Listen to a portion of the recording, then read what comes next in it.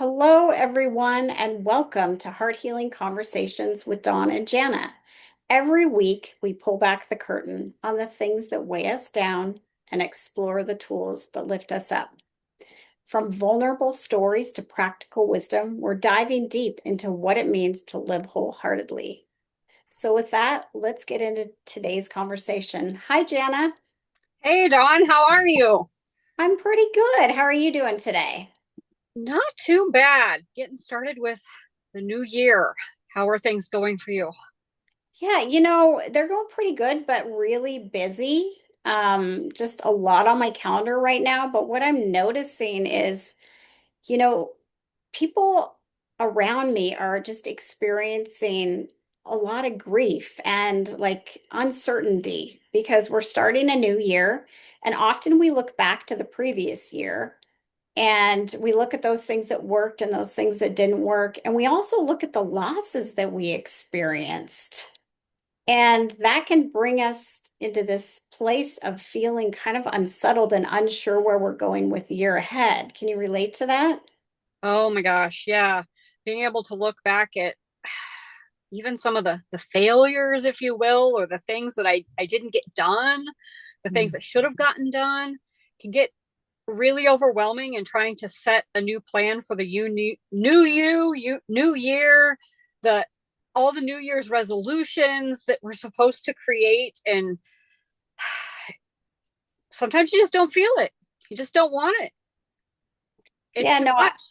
I'm with you, and it can keep us from moving forward. Mm-hmm. We can feel really stuck because, oh, I view last year as a failure, and I'm going to fail again this year. I mean, it's really a mindset thing, and I think that's one of the reasons I spend so much time on focusing, like every day, on what am I proud of today. It can be little things, sometimes it's well, I wrote an email, or, on particularly rough days, it's I did the dishes, I did the laundry, but so many of us beat ourselves up. And I think it's important to look at those things that we do feel good about, those accomplishments. It doesn't have to be a plaque on the wall or a big raise. It can be the little things because all the little things add up to be big things.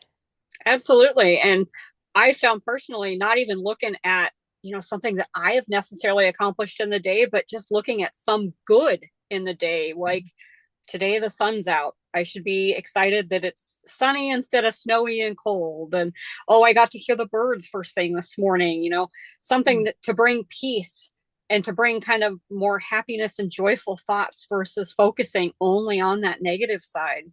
I 100% agree. And, especially when things feel really heavy.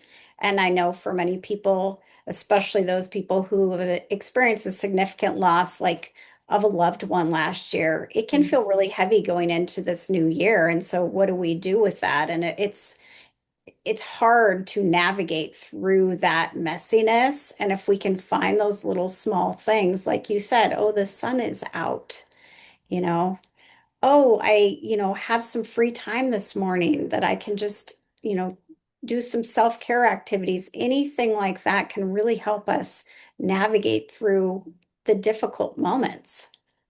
That's actually a good conversation to bring up here. Like, what are some of your favorite self-care acts to help bring yourself into the more lighthearted mood and make yourself feel a little bit better? Oh, yeah, that's a great question. I think one of the things that's really important for me is to step outside Mm. because I'm inside working all day. And like yesterday, I had a super busy day, but I decided I needed to go do a couple errands. And so I took Shania, my Bernese Mountain Dog, put her in the car, and we drove around our small little town. And the sun was out, and she had her head out the window, and she was happy. And just experiencing those joyful moments. I used to think that joy was something that was big. It was, oh, I Mm. was gonna, go on this big trip. And I came to realize over the years of doing my own healing that joy is those little moments. It's those just little peaks of something, some a smile on somebody's face or, time with a loved one. Absolutely. I like that. There's something to be said about watching animals too, because they seem to be able to find joy where sometimes we're too heavy. So being able to look at her and see her smile, you can't help but smile, I'm sure. Oh, yeah, 100%. So, what are the things that really help you when you're feeling stuck and you need some nurturing from yourself? Honestly, some of the simple things that I do just at home even can be pulling out a journal and journaling. It can be something as simple as starting with writing a Bible verse or finding a prompt on the internet just to get kind of the creative juices flowing and get some thoughts down on paper. Other times Mhm. it can be something as simple as lighting a candle and just watching the flame or smelling it. One for me that's really big is changing smells. They trigger something in my brain to make me find more joy. So it could be even a cinnamon smell that might bring back, mom's cinnamon rolls or something like that. Those are some of the easiest ones that I found to help bring a little bit of a smile in the day. But I have, the dogs around here and I got kids that usually are always finding something to be giggly about. So it's hard to not find joy in a day when you got lots of giggles going on. Yeah, that's so true. I love that you brought up senses like smell because for me, sound is a big one. Mm. I usually have some really calming, peaceful tones on in the background. Usually it's a YouTube video that has a really serene scene. And I do it not only for myself, but I do it for my animals because they love it. It just keeps that peace in the house during the day while we're working. And I just find that it helps me just remember to breathe and just spend time being versus always doing because it's very easy for me to get caught up in the doing. I'm sure you can relate to that as Oh, a I think mom. that's a problem around the world is everybody's so focused on the go, go, go, do, be. We don't take time to breathe. Hmm. Yeah, that is so true. So I wanted to talk about, since this is our first real episode, is like how we got here. Hmm. So do you want to share a little bit about how you got to where you are today, why you Sure. decided to become a grief recovery specialist? Well, let's see. It's been now almost 7 years ago that I had a stillborn baby boy. And after him, I never regained life, so to speak.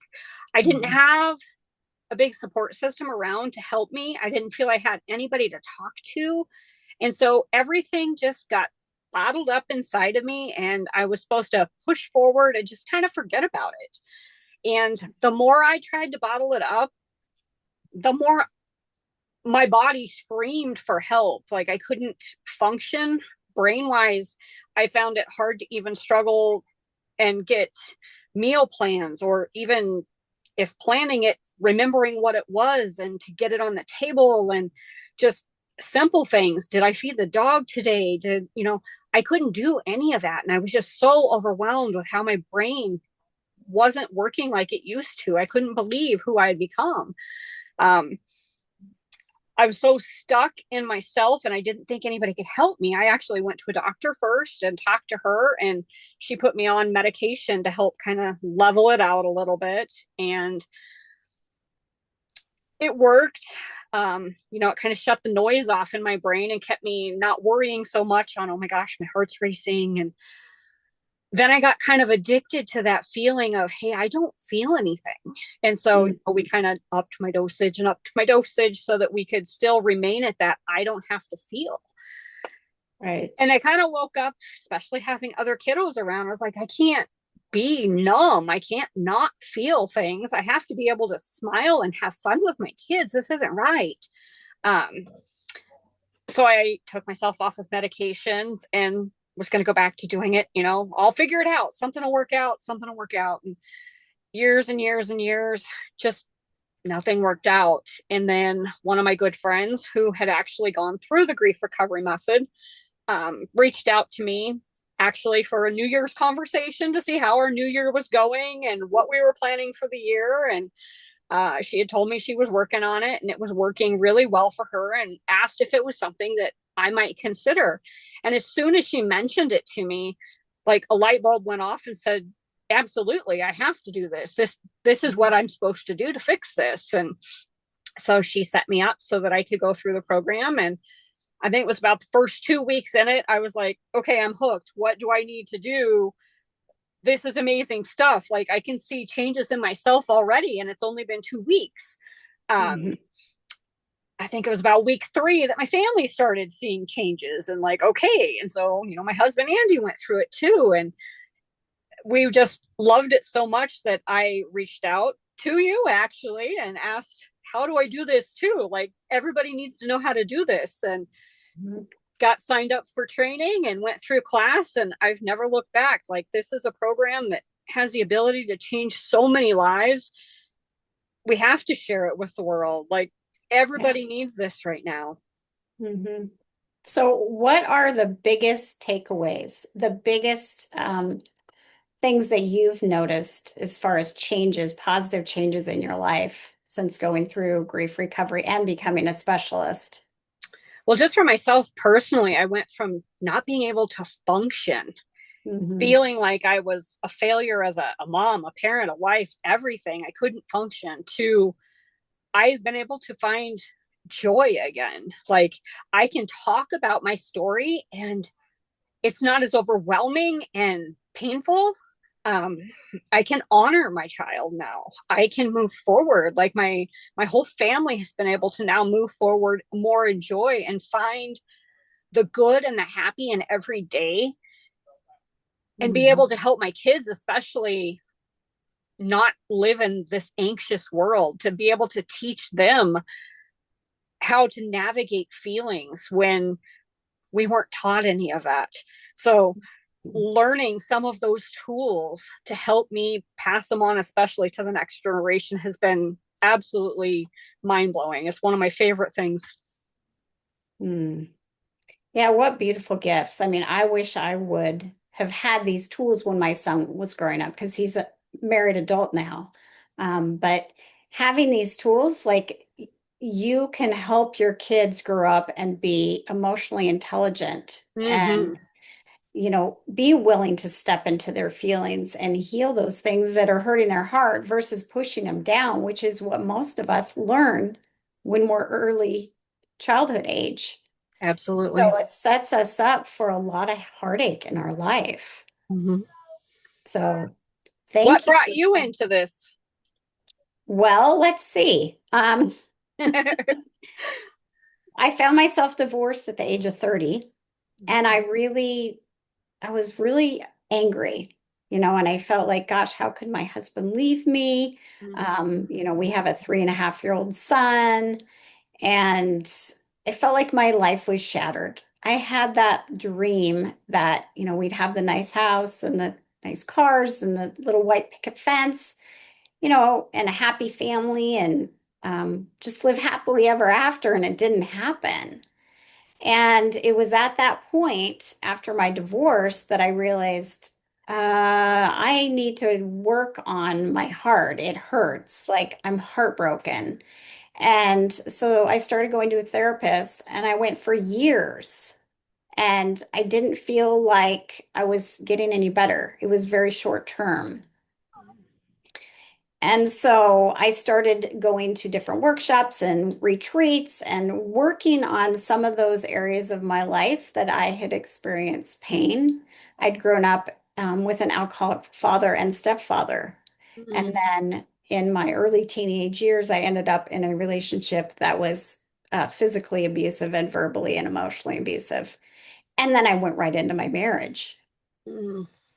And so, as I started doing all this work, I met someone who is now the vice president of the Grief Recovery Institute, who found out about the grief recovery method, signed himself up, and signed me up and said, "Hey, you're going to go with me." And I'm like, "Wait, I don't have any grief." Because at that time, my belief was grief was related to death. And while my grandparents had passed away, I never had a super close relationship with them. So I thought, I don't have any grief. And day one, when I stepped into that certification training, within the first 15 minutes, I thought, oh my gosh, I have so much grief that I've never healed because I learned that grief wasn't just related to death, it was related to any change or transition in our life. Mm-hmm. even the positive ones can lead to grief because it's a change.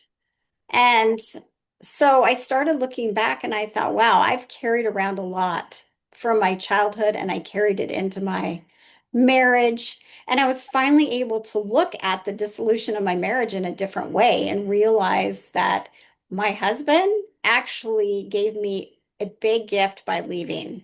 Because if I would have stayed with him, I would have never healed because I didn't know anything was wrong. And I Mhm. could then see the things that I had done and how I had shown up in that marriage were not conducive to a long-term relationship. And it wasn't beating myself up, it was an awareness. Like, wow, I came into this relationship unhealed from things that had happened earlier in my life. There was no way that this was going to work out. And so when I started doing this work, as a grief recovery method specialist and working on all these areas of my heart that had experienced pain, I started noticing that on a daily basis, I was experiencing joy. Where for most of my life, I kept asking myself, is there something wrong with me? Because why am I not happy? Why do I always feel like there's this dark cloud over me? I didn't know what was wrong. But I figured it out through my own healing work that what was wrong was that my heart hurt. I was experiencing emotional pain that I kept pushing down because I didn't know what else to do with it. So that's kind of how I got to where I am today. And I have been a nurse for 30 years, but I decided to leave the nursing profession a few years ago because what I was noticing is my patients would experience change and transition in their life, and then they'd have health issues come up Mhm. because stress causes all kinds of things, high blood pressure and, chronic illness. Think about it, when we're stressed, we end up sick with the flu or a cold or whatever it is. Even cancer, that can come from stress, chronic stress. So I decided I want to help my patients in a different way, but I can't do it in this structured model. And so that's why I decided to leave and work with people individually to help them heal that pain in their heart so that they wouldn't experience, you know, that need to be in survival mode and that great amount of stress that led to physical health issues. And so that was like a huge change for me to leave and become self-employed, but it was also a great gift for me to step out of that and step into something that I feel so passionate about. I bet that was a huge relief on your own body as far as stress and everything too, to be able to move to the more positive side. Yeah, so my partner, after I left nursing, said, you need to, before you start your new business, take some time and just focus on you. And for the first 3 months, I went hiking and backpacking. I finished writing my first book and I slept. Like I would sleep until 10 a.m. because my body was so tired. My soul was tired. Like I could feel it. And I needed to let go and release all that stress that I built up for years in the nursing profession because we hold a lot of space for people that are Mm-hmm. suffering. And, we aren't taught as nurses or medical professionals how to deal with all that grief that we see. And we often take it on ourselves. Absolutely. I can't even imagine the things that you've seen and gone through being a nurse. Yeah, as I look back, I'm sometimes amazed that I was able to do it for so long. I just like this feels like my life's work now. Like I'm just super passionate, as you are, about helping people stop treading water and just barely surviving and feeling stuck. Exactly. Just finding that one thing to keep pushing you forward. And sooner or later, you grasp onto two and three, and then you're feeling the joy. And it's hard to look back and go, wow, I was really back there. Yeah. And one thing I wanted to mention that you said is I can look back on all the things that happened in my life, and now they are a part of my story, but they don't cause me that pain that they used to. It used to be I Exactly. didn't want to talk about them because it would bring up a lot of pain. And now it's just more of a matter of fact. This was part of my story, but I've done so much healing work on it that it doesn't impact me like it used to.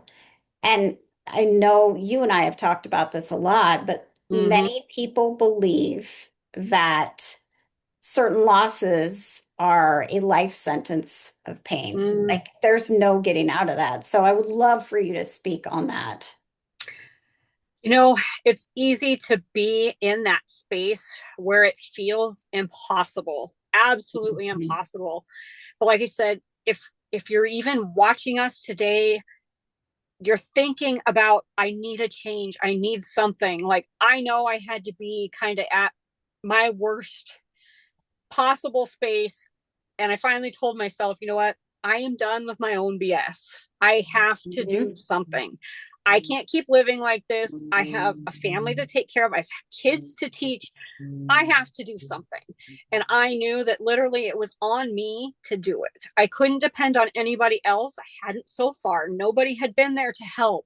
So I had to take that initiative, that step forward and say, okay, I need help. Mhm. It wasn't in therapy. It wasn't in, the medical profession that helped me. It was literally just another healing heart reaching out to me saying, I can help you. Mhm. Taking that chance, taking that investment in myself and knowing that I was worth it was very hard. I struggled with but if I have to pay for this, like I can't, there's excuses, but I knew Mhm. ultimately I was worth it.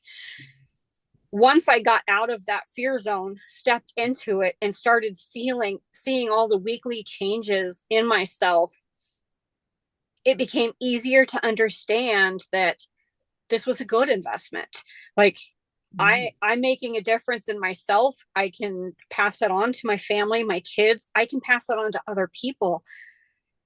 And it took, I can't say by any means that it was easy because, here I am today still working on my own healing to make sure that I am the best version of myself. But I know that that's time well spent now. It's not, or I shouldn't say it's no longer thought of as a waste of time or a waste of money. Like, no, this is what I need to move forward. And so I hope more people begin to understand the value in Mhm. taking that one step forward for themselves.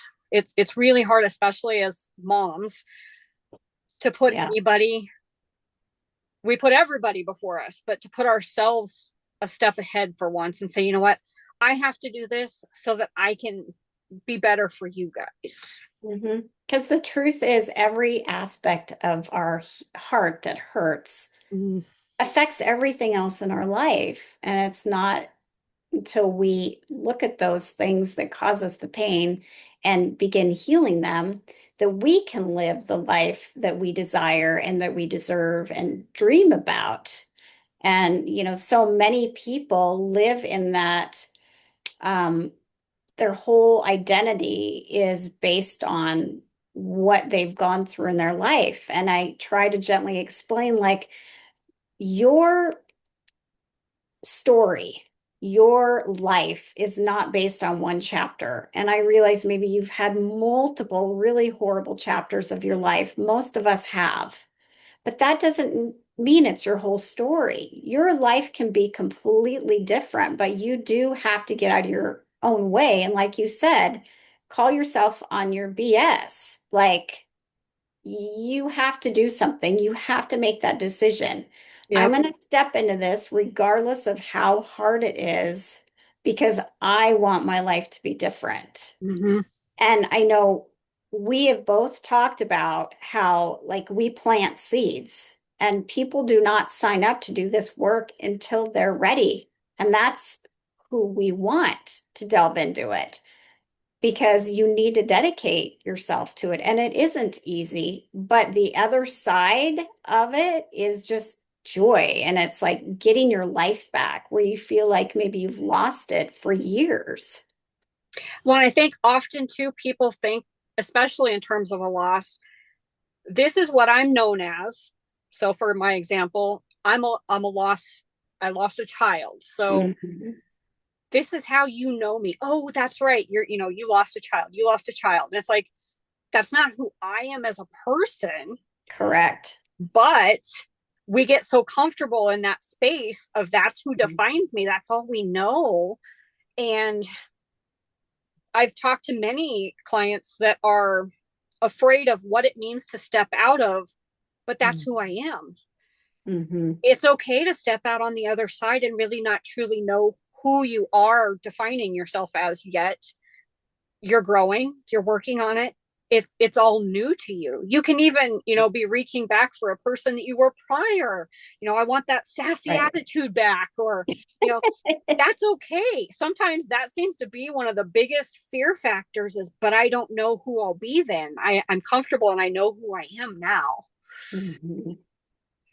Yeah, I totally agree. Like when we start the healing work, we don't want to be tied to a certain identity. Mm, Like I am more than just someone who, grew up with alcoholic fathers. I'm more than someone who is just a divorced mom. Like mm-hmm. yes, it's part of my life, but so is I went to nursing school. I mean, but we don't talk about that. We talk about those difficult things that happen in our life, and that's how people associate with us many times. And so when we do this work, then we want to just be Dawn and Janna and, Mm-hmm. all these beautiful parts of us that get covered up in our pain. Mm-hmm. Absolutely. So, with that, I just want to, I hope this conversation has been really helpful to anybody who's listening today. It's the start of a new year, or maybe when you listen to this, it's a few months after the year started. But if there's things that are on your heart and, you're feeling alone, please know that you're not alone. We would love for you to reach out or just, ask a question or put a message in the comments because if we get a bunch of questions, we will answer them on future episodes. We're also going to put our contact info below so that you know how to find both of us. If you just want to chat and have a discovery call, we both offer those. But we just want this to be a place where you can feel like there's compassion and there's love and there's just some insightful messages for you about, grief and how to navigate through difficult times in your life and know that you're not alone. Absolutely. Thank you guys so much for joining us today on one of our first episodes, and we will catch up with you again next week. Talk to you Thanks. later. Thanks, friends.